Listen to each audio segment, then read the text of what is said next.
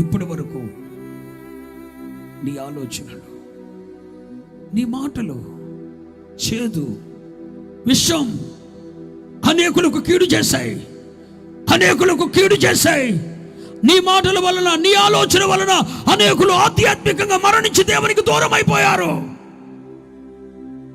ఆదాము నుండి వచ్చిన స్వభావం, ఆ తలంపులు, ఆ ఆలోచనలు, ఆ నోటి మాటలు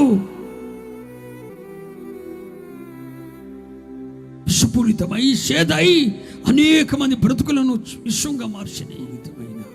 అనేకుల ఆధ్యాత్మిక జీవితానికి పతనాన్ని కలిగించిన నీ హృదయంలో ఉన్న ఆలోచనలే, నీ తలంపులే, నీ మాటలని నా దేవుడు